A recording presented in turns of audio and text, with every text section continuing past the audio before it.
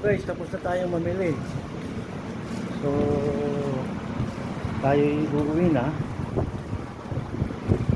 sa ating ano. Parang umikot lang ako. Ito lang yung building namin guys, B06. So ang napamili ko guys,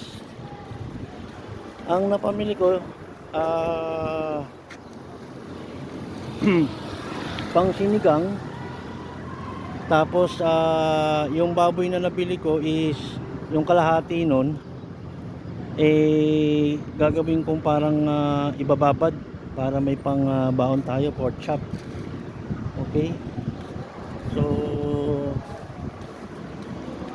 bumili rin ako ng 6 na pirasong galunggong pang prito-prito para just in case, kasi minsan pagka uwi, trabaho, pasok, uwi, tulog, trabaho. So yun, so ganun talaga ang buhay ng OFW, lalo na pag ikaw lang mag-isa. Kailangan mo lang talagang magtiyaga. Ang importante ay may trabaho, meron tayo pang suporta sa Pilipinas, sa ating pamilya. And guys, thank you very much nga pala dun sa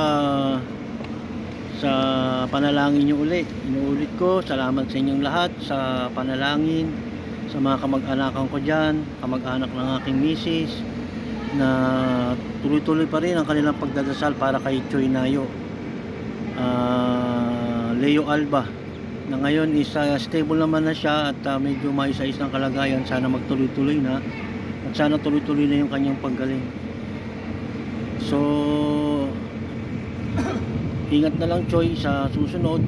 Sana makarecover ka at makalabas ka na ng hospital at maging maayos na yung kalagayan at mababa pang yung buhay. Sana is magkita-kits pa tayo sa finals kung sakali sa Pasig, sa Iloilo, pag tayo ay nag-for good na.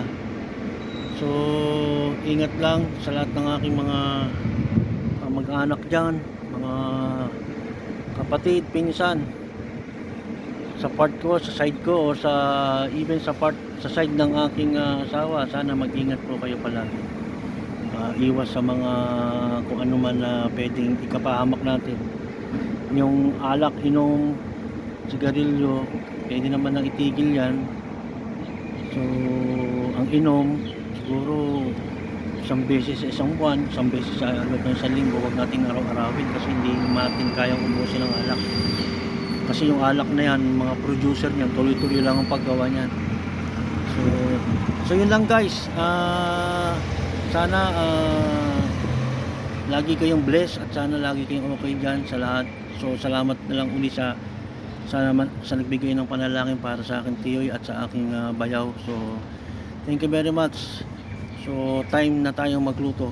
Magla-live ako mamaya para makapag-upload ng live para kay Meta. So kailangan niya yun eh. So paano guys? Peace to the world, peace not war. Thank you very much. Shukran. I love you all. Thank you very much.